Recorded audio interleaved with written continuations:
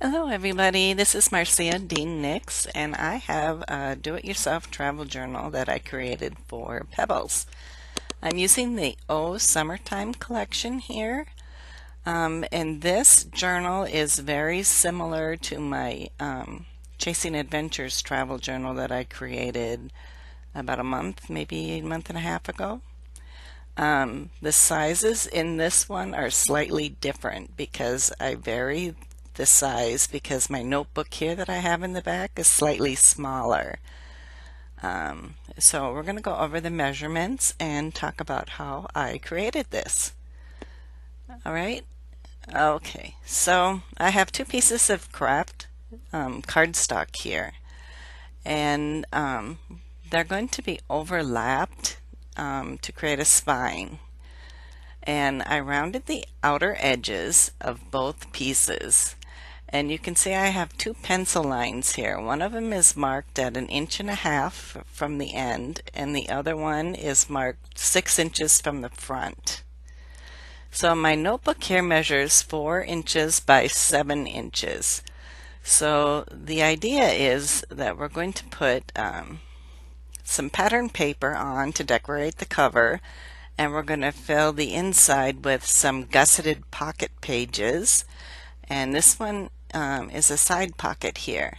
So the side pocket measures 8.25 by 3 inches, and the three inside pockets are going to measure 7.75 by 5.75. And then we have 6 gusseted pockets, and they measure 6.5 by 4.5 inches. And the pockets, once we have them folded, are going to go on the pages. So the first thing we need to do here is we need to score 1/4 inch from the edge of the straight edge here. You can see that I rounded one side, and so the straight edge we're going to make 1/4 inch on all three of those inside pages. And then on the pockets, these gusseted pockets, we're going to do 3 score lines. So they're going to be scored at 1/4 inch from each end, and then 1/2 inch from each end, and then 3/4 inch from each end. So this is the short side of the pocket. So then we're going to turn the pocket. Here you can see me folding the gusset side. So we're going to score the long end of the pocket on the bottom at 1/2 inch. So once I had done that, I trimmed away the corners to get rid of the excess paper. So once it's folded back, you can see that we're not going to have any of that excess. So on the side pocket here, we're scoring the short ends at 1/4 inch and the long end at 1/2 inch. So once those are scored, and we're going to fold them over and put a little bit of glue on the end. You're going to want to be patient and hold this for a little while until the glue is a little bit dry. So I'm using a Scotch 3M quick dry glue in my fine line glue bottle, and it dries really fast, so I don't have to hold this very long. But if you're using a different glue, just be patient and hold it in place until it's dry enough to stay. So once we have all 6 of our pockets done and our side pocket, we can glue this gusseted pocket to the page. So there are 6 pockets, so we're going to glue a pocket on each side of the page, and hold this also for a little while so that you can continue working and not worry about it having to fall off. So these pockets are sized big enough that they'll hold postcards or 4x6 photos, other memorabilia that you might pick up while on a trip. So now I'm going to glue the pocket to the other side of this same page, and that will create one of our inside pages then for our travel journal. And you can see, because of the gusseted pockets, there's going to be quite a room a lot of room here for storing memorabilia, postcards, photos. Alright, so now we're going to assemble our cover.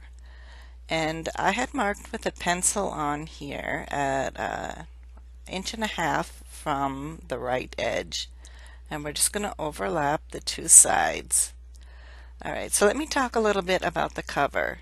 This is made out of craft cardstock, and craft cardstock is pretty pliable, and it's very strong. But what I did to make it even stronger is I glued 2 pieces of craft cardstock together. So I did that before this tutorial, so you're not going to see me do that on the video. But just keep that in mind. If your single cardstock isn't thick enough, isn't strong enough, you might want to consider doubling it.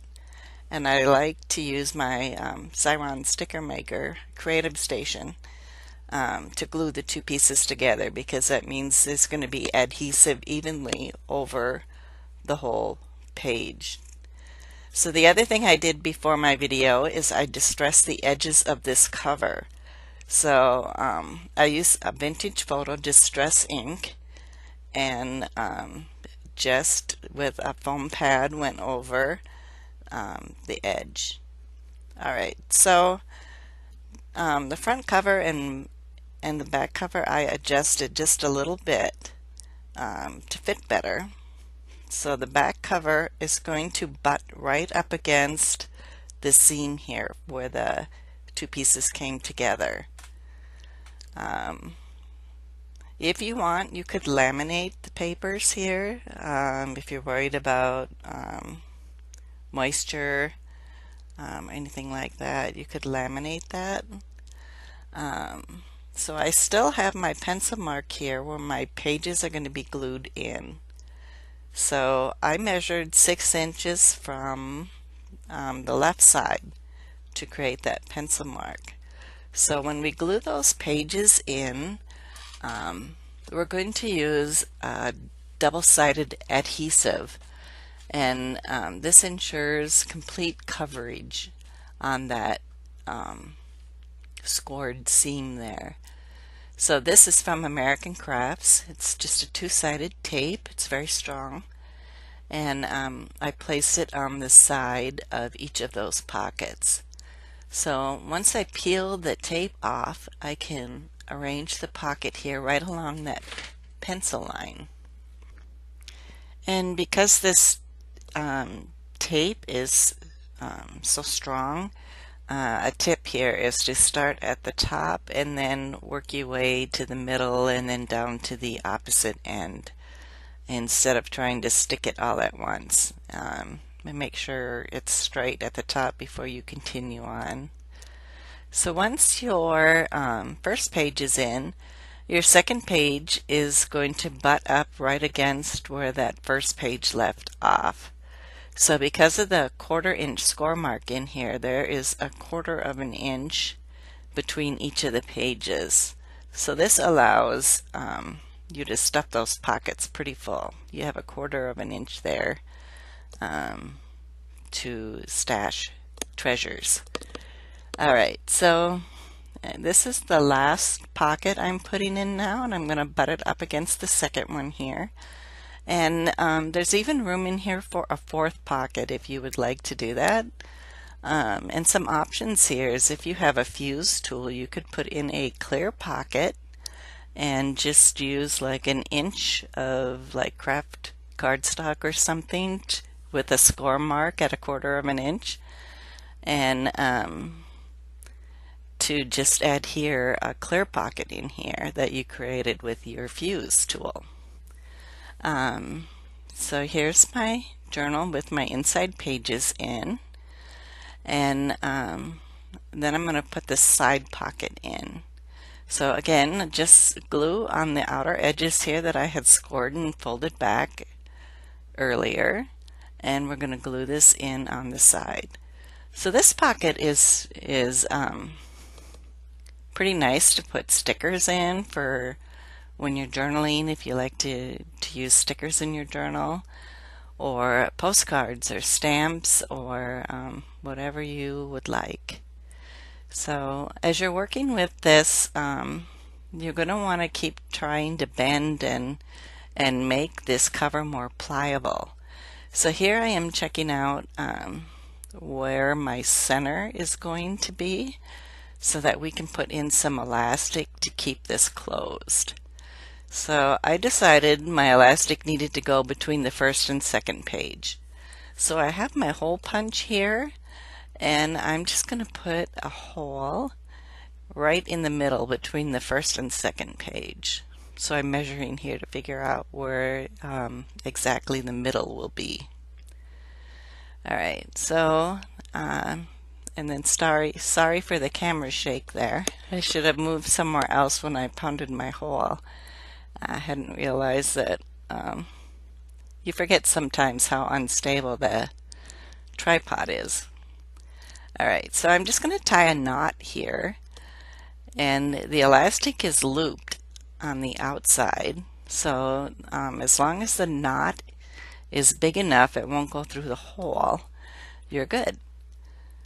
And then you can close your journal with the elastic. So if it's not tight enough, if it's too loose, just tie another knot in there, make it a little tighter, and then trim off your old knot.